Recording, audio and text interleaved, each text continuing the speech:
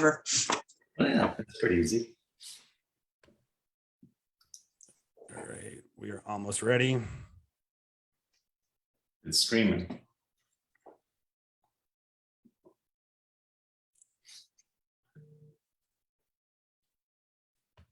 Good morning. This is Aaron Chadbourne. I am so pleased to be hosting this morning. Amy is out of town on vacation, and so I get the pleasure of introducing our guest today. I've obviously long known our star, Nate Martinez, as one of Arizona's natural resources, and he's joined by Sarah Michelle Bliss, with whom he's written a book, 8 Ways to Dominate Any Real Estate Market. And we're so excited to have them here today to share some of those insights that they've written in the book. Nate, Sarah, good morning. Thanks for being here. Good morning. Thanks for having us. So Sarah, why don't you just give us a quick introduction into what the book is about and what you set to give our readers in terms of their takeaways? So a few years ago, Nate and I started doing a 3-hour workshop for just business planning and kind of opening up, the book of business that him and I, of course, I ran his team for many years, and sharing our practices that, different markets, different, team sizes, et cetera, et cetera. And then one day I was like, we should turn this into a book and, memorialize Nate's life. I mean, he's been, in my opinion, a pioneer in the real estate industry. And so just memorializing his journey and his story. And that's kind of how it came to be, was a little bit of, let's share our story. And then, of course, documenting Nate's journey in real estate. Now, the title is 8 Ways to Dominate Any Real Estate Market. Obviously, the book is jam-packed full with way more than 8 tactics that people can use. How did you settle on the title, and kind of how did you organize it? Well, Nate, you want to 8 is Nate's favorite number. That's first. That's his favorite number. And also 8 is a number for abundance when you look at it from numerology. So, that's the thing we want people to have, is abundance and thrive in their real estate practice. So, and plus, when we broke it down, I mean, yes, there's tons of things inside the book, but really these are 8 things that no matter what is happening in any real estate market, because as we wrote about going through the REO market, the short sales, the investors from California, all of that stuff happening. So those are all different climates of, markets that we weathered. And these things that we write about, they're tried and true no matter what is happening in the market. Nate, you got anything you want to add to that? No, I think you summed it up pretty good. Yeah. Well, in thinking about the book, one of the big emphasis that I saw, and obviously is true in my market, in my business, is that a lot of emphasis is on your sphere, as well as building clients for life and raving fans. When you think about, Nate, in your business, what's allowed you to kind of start that process of going from just viewing it as number of transactions to deepening of relationships? What really changed that mindset for you? Well, we've always, from my first GRI and CRS classes back in the late 80s, was taught to make sure that you know everything about your client, and simple stuff like birthdays and anniversaries and so forth.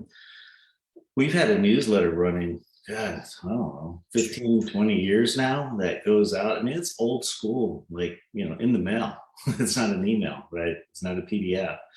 And that gets mailed out every year. And not only our past clients, it keeps us in touch with them. And, we're sharing, like this month, it's kind of a season of giving right now. So we're going through a lot of different, food drives, pie giveaways and stuff that we have in our November newsletter. But we pick up what we learned from probably Star Power. One of the stars was adopting the orphan client, right? When you put another agent's client that bought your listing into the database, and that's the only information you have about them, their name and their address, and you just clue them into your family, so to speak, over time. And I tell people it's about 8 to 10 deals a year that people call me and they don't know who their realtor was, right? If they had a great relationship with their realtor, they might call and say, hey, take me off the newsletter or whatever. But we just set it and forget it. And relationships, and even more in the book, we talk about going deeper with maybe your VIPs, your top 50. And really trying to go deep. Many years ago, we all read the book, Swim with the Sharks. And he talked about, McKay talked about, there's 66 questions you should know about your client. Where'd they go to school? What's their hobby, what's their favorite basketball team, what have you. The more you know about your client, the more you can connect with them. So I can't do that with the 6,000 people that have bought or sold houses in my 35-year career, but we can go deep with it, maybe 50 people and really have a deeper relationship. Well, let's talk about those 50. How do you identify who your top 50 are? What is the 50 based on, and how do you manage it over time? Well, I mean, it's basically a spreadsheet, right? And it's also tagged, as a tag in your CRM. But really what you're just trying to do is you're trying to find your raving fans, right? As we call them in Star Power, right? Just people that are card carrying members of your fan club, people that at a meeting with somebody else and they're talking about real estate, they're going to know, hey, you need to talk to the Nate Martinez team or what have you, right? But it's really more than just your past clients. It's anybody of influence that can direct referrals to you, right? So it could be your doctor for that matter, maybe never a transaction, but they might need somebody to refer to, or like we have this massive semiconductor plant that's gonna, I think it was 1,500 employees, right, in the first phase. Just in the first phase. Yeah, not to mention probably 1,500 construction workers for the next 2 years. So there's an influence of people coming to our marketplace. How do we find that guy or gal that can be the referral source? At my country club, the membership director, Helen, I mean, it's 2-3 deals a year. But that we probably close, she probably gives us more. And again, just never done a transaction with her, but constantly, referring us for somebody that's thinking about joining the club. So Nate, one of your top 50s happens to be a realtor in our market that is not an active agent. She's got a license and she's a very affluent person in the community. So when she sends referrals, you're talking multi-million-dollar transactions that this lady's referring to, Nate. And you actually have never helped her buy. I don't think you've ever helped her actually buy or sell a house, but she's not necessarily a past client. So, I define it, Aaron, as they're evangelical about you, right? They would not let someone do business without you. And they're not going to let someone they care about do business without you.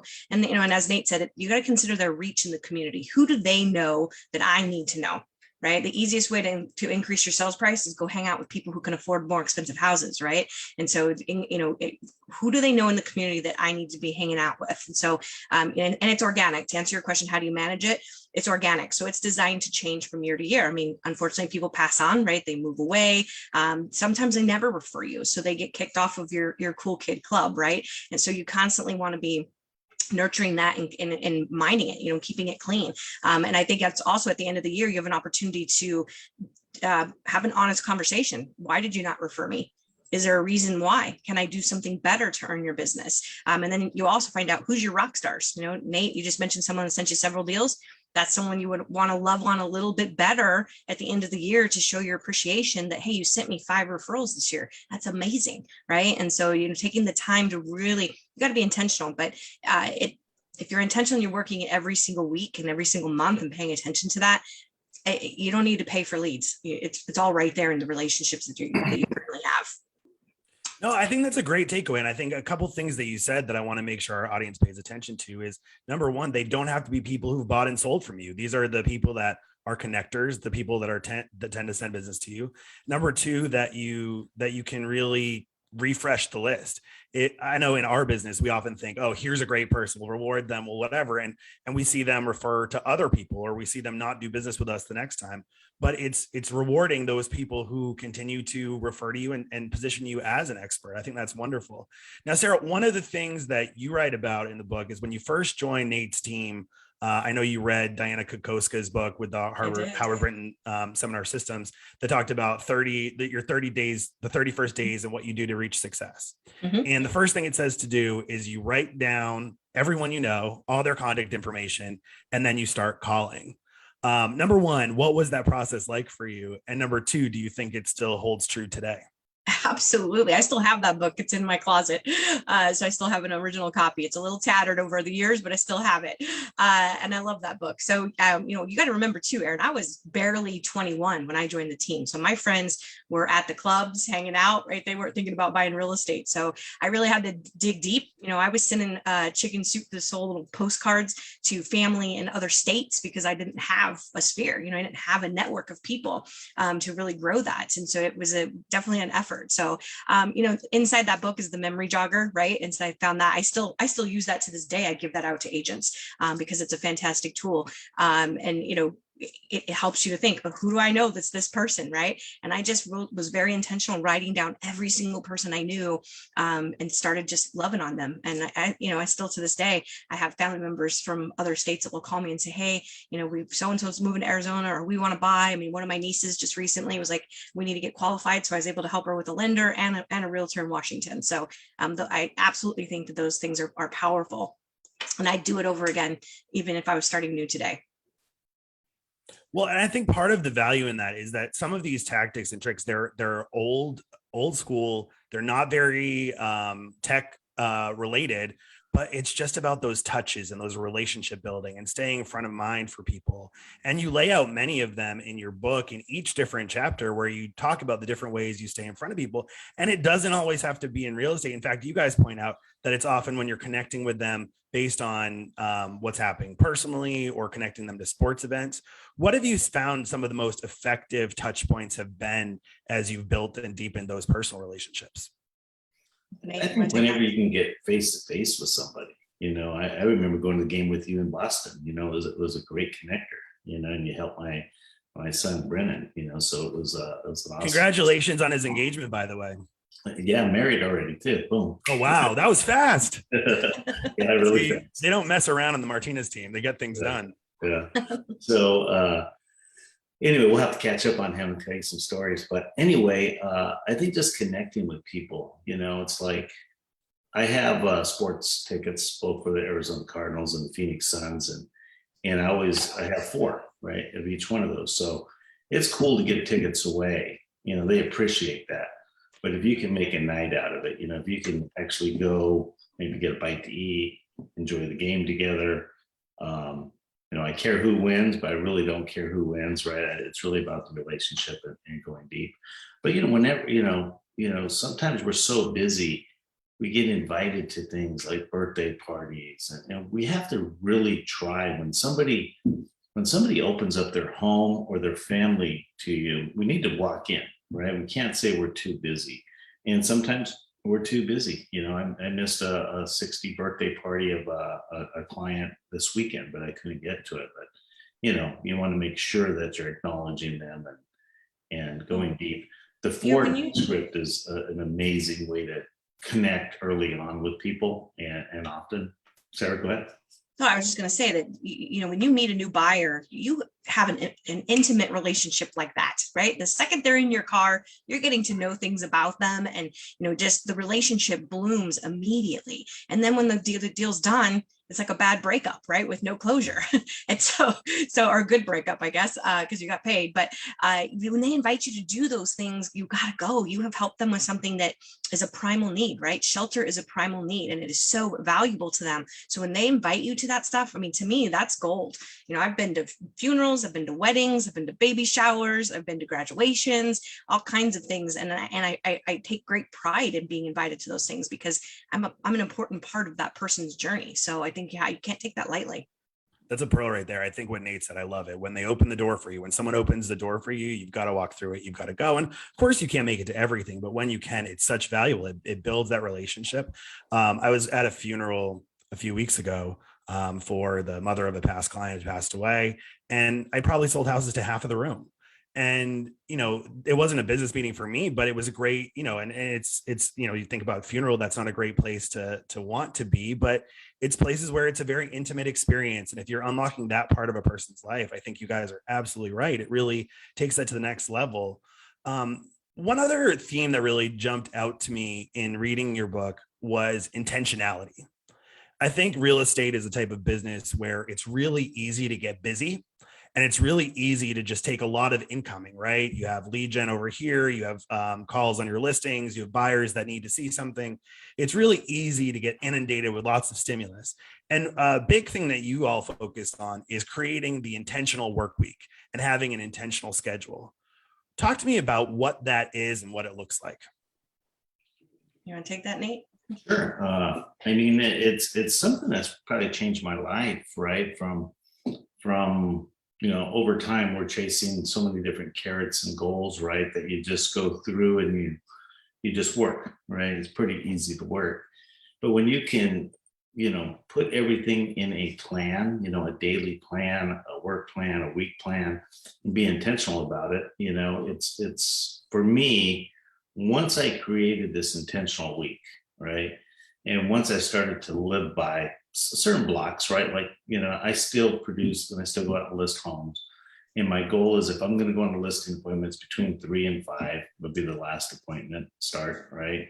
I don't want to work after 6 o'clock. I don't want to work on Fridays, right? And so it's like, I have 4 days, and between 3 and 6 is that window where I'm going to go on listing appointments, right? The mornings are usually running the, meetings with the real estate company or the mortgage company or the team, and taking care of a lot of, meeting type things, but it's that window.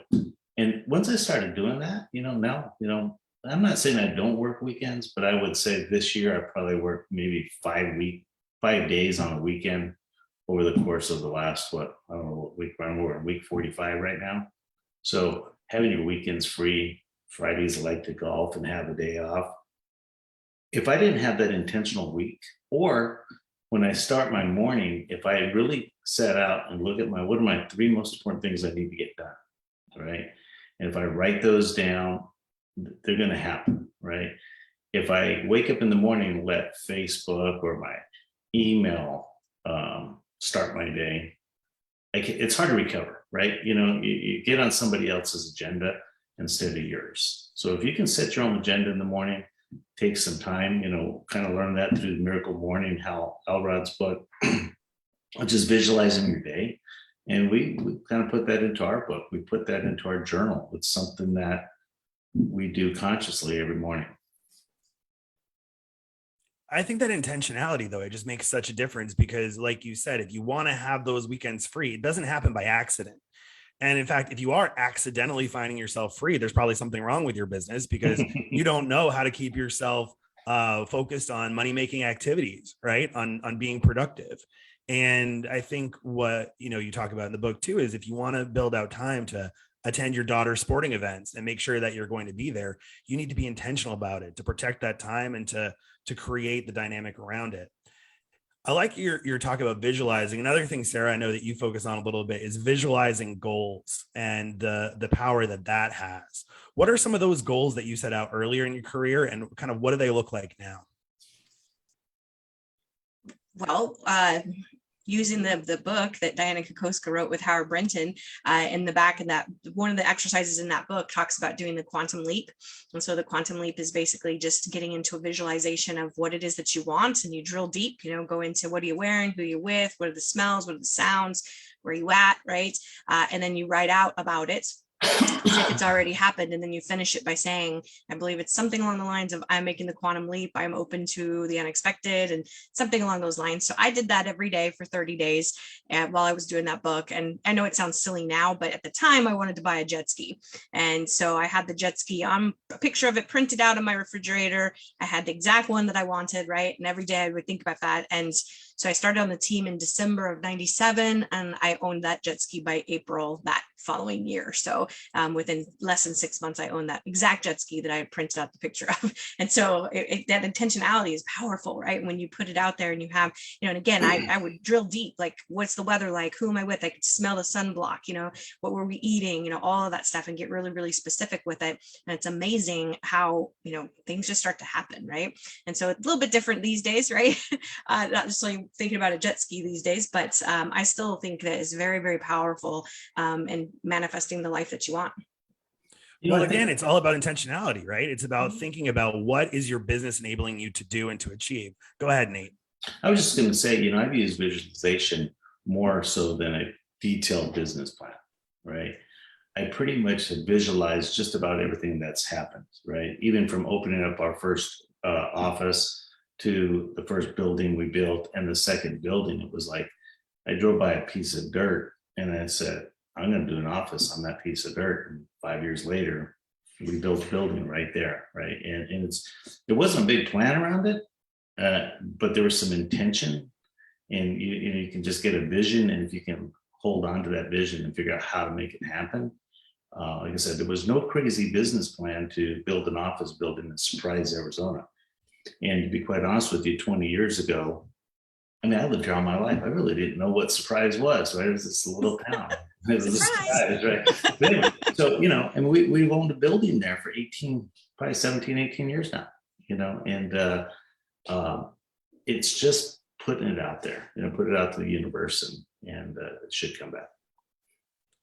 One of the goals you wrote about is the blue dot, that you attended a CRS conference and you saw that certain people had blue dots on their name tags. Why don't you tell that story, Nate? Because I think it's a great one. Okay, great. So I know this story. This story is 32 years old, right? I remember my wife was pregnant with my son, Nate, when we went to Vegas. And I went into the conference and I was pretty excited, I remember Ralph Roberts, I believe, was on the stage, and Phyllis Laborski and a few other star-powered stars from way back in the day. And they were on the stage and they were doing 100 transactions. I was like, my God, nobody in Phoenix does 100 transactions. And what the moderator said is, hey, if you see anybody here at this conference that has this little blue sticker on their badge, reach out to them. They're doing 100 transactions, and people would follow these people into the restroom, to just glean some information. And I thought, wow, so I set a goal. Next year, I'm going to come and I'm going to get my blue dot, right? So I took some of the stuff that I learned, and you realize that these are people just like you that all come from different walks of life, and if they can do it, you can do it, right? So I came back the next year. So excited. I had my 100 transactions behind me, looked in the envelope and rifled through, and there was no blue dot. And I asked the lady, she goes, I don't know what you're talking about. So she asked somebody else, like, oh, we don't do that no more, but it was just so funny that one piece of recognition, it probably came because I never had a dad, right? I never had somebody tell me doing a good job, son, or whatever. But that was a recognition to me that drove me, right, to something better. Right. And it's that Roger Bannister moment, right? It's the first time I heard somebody do it, then everybody does it now. It's like, everybody's done that, So I think everything in life comes from, a strong belief in you can. Well, and so many times, Nate, we base our future on what we've done in the past. Right. And to think about our best year, we did 679 transactions. When we started out that year, we didn't know what that looked like. We didn't even have a goal that year. We just needed to survive, right, and get through the REO market. And so when you compare doing 100 homes to 679, right, that's a huge leap. And so many times people will look at their business plans or their goals and say, okay, what did I do last year? Well, how about you just dare to think, why not? Why not you? What does that look like? What do you want to do? And then forget about the past. Think about what the future is. What did Howard used to always say? Write down your financial goal. And double it. Cross through it and double it. Cross through it and double it. I mean, what a powerful message he gave us, right? To believe way beyond what we had thought was possible, right? And so cool. Get chills thinking about Howard. Love that guy. Well, your blue dot story reminded me a lot of Star Power, right? So the first time my parents attended a Star Power conference, they saw people walking around in black shirts, and they said, how do I get one of those? What do I got to do? And there's no magic formula, because it's to recognize top performers and people who have this generosity of spirit that are able to teach and kind of advance the profession. But agents, to be at the top of your market, or to, as you guys say, dominate any real estate market, you really need to be one of those people that's always pushing to kind of achieve the next level and think about it.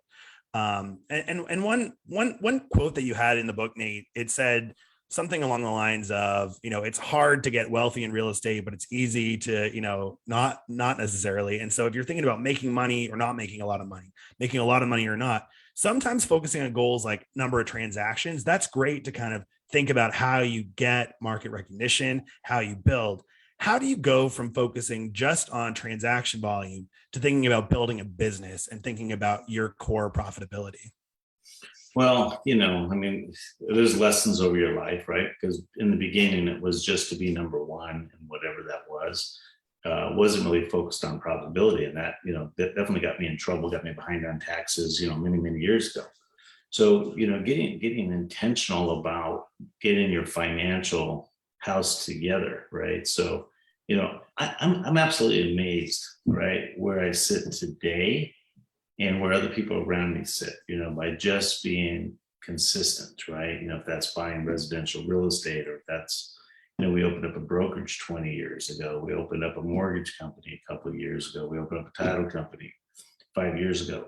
If you would have told me 35 years ago when I got my license, my goal was to just make enough money for a big screen TV and maybe to go to Disneyland. That was about it, right? But, to be intentional about creating revenue and wealth from a lot of different buckets, not just sales. I said that in our sales meeting yesterday. Phoenix is continuing to grow. People are coming here, and I'm encouraging my agents to get involved more and more in investing. Even we're at the top of a raging market. It's I think it's still important to get in. So I think here's a tip. I wish I would have did. If I would have took 10% of every check I ever earned and put it into a separate account called investments, and then every check, and then when you had enough money, you went out and bought a house, right? And then put a renter in there, and then continue that 10%. I know what I've earned over my career. 10% is a lot of money that could have been put into the investment cycle earlier on. Right. So if you're new in real estate and watching this, do it, just take 10%. If you make $5,000 check, hey, $500 just goes over there. It's not a lot of money, but, after a year, a couple of years, that creates a nice down payment for you, for your investments. I think, Nate, it's critical. If you're 5 minutes in the industry or 5 years or 50 years, you've got to have a budget. And I like to call it a spending plan because the word budget's got a negative vibe, right? Nobody wants to have a budget. But if you have a spending plan, right? Nate buys season tickets, right? Some people think I could never afford that. But if it's in your plan, guess what? You make enough money and you go out and buy season tickets. And anything you're spending money on, you need to know the rate of return, because the definition of insanity is doing the same thing over and over again and expecting different results. So you've got to be intentional in tracking that stuff. I know it's boring, but you have to be intentional in knowing exactly how much money do I need to make? What does that look like, right? Do I need to pay for college? Do I need another car, et cetera, right? And so knowing what that is, I was talking to my nephew the other day. He's making $14 an hour as a shift manager at Chipotle, and he's working like 60 hours a week. And I said to him, I was like, you are never going to be able to move out of your parents' house making $14 an hour. You need to do something different, right? And so people don't know those numbers, right? They don't know. And I told him, I said, you have to make at least $21 an hour in Phoenix to be able to afford a rental. And his little eyes were about to pop out of his head because that's not a number he knew, right? And so being intentional and knowing how much you need to make every month, right? Be aware what your future looks like. And like Nate said, I mean, gosh, I wish I still owned every piece of real estate I've ever had in my life, right? Because right now in this market, it would be fantastic. So. But again, that theme of intentionality, whether it's about your spending plan, your budget, your financial goal, how you build relationships with your past clients or with the influencers in your community, that intentional work week, that's a big theme that really permeates it. And even as you talk about how you joined Nate's team and started out, someone in the comments asked, what's the name of the book? It's called 30 Days to Success in Real Estate by Diana Kokoska, Tony DeCello, and Howard Brinton. I don't even know if it's in, I couldn't find it. When I looked for it, I couldn't find it. So I don't know if it's even still in production. So. But I mean, even if people can't find that book, what they can find in your book are a lot of the things that you learned in there. And I think the key takeaway from it that I got, even in looking in you can pick any of your chapters, they're jam-packed with tools and with systems and things that you've used. The intentionalness with which you approach them and say, here's something I'm going to take and I'm going to implement and I'm going to try. Because I mean, I often joke about this, like everything works.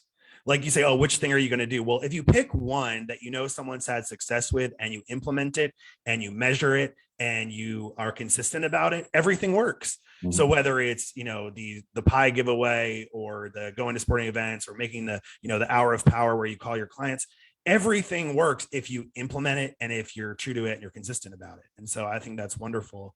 We're running short on time. If people want to get your book, which is called 8 Ways to Dominate Any Real Estate Market, where can they go to find that? And how else can they connect with you guys? So it's on Amazon, so they can directly buy it there. We do have a website. If they type that in and do a search, they can access it from the website through Amazon as well. And contact information is also in the book. So, and you can connect with us on social media as well. We do have a Facebook group called 8 Ways to Dominate Any Real Estate Market. It's a private group. Feel free to join it, and we can connect there. Also, Aaron, one thing that we did create an accompanying book, right? So while we were writing this book, we thought, wow, what if we created a workbook, right? So people can use it to follow along. So that workbook is also there, and it's I call it the Bible because it's thick, and it's something that spells out everything you need to do every day, right? And it focuses just on that. And I would guarantee that if anybody was that intentional on a daily basis with their business would double, right? Yeah. Who knows where it will go. Yeah, there's no product like this, Aaron, on the market. It was designed specifically for real estate. There are lots of wonderful journals out there, but this is specific to real estate, and it's specific to the 8 concepts that we teach about in our book. And that is called Your Real Estate Journey to Abundance. And that's also, you can find that on our website or on Amazon. Well, thank you both for your generosity of time, spending some of your time with us today and sharing with our audience. Again, we really, really appreciate you and hope that a lot of people will take you up, check out your book, get the workbook, because I think that really is, to Nate's point, that's where you get a lot of that value, is taking them and implementing them and following them. So thank you again. Thanks to everyone who's been joining us and watching us. If you've enjoyed this, please share it. Please leave comments. And until next time, thanks, everyone. Thank you. Bye-bye.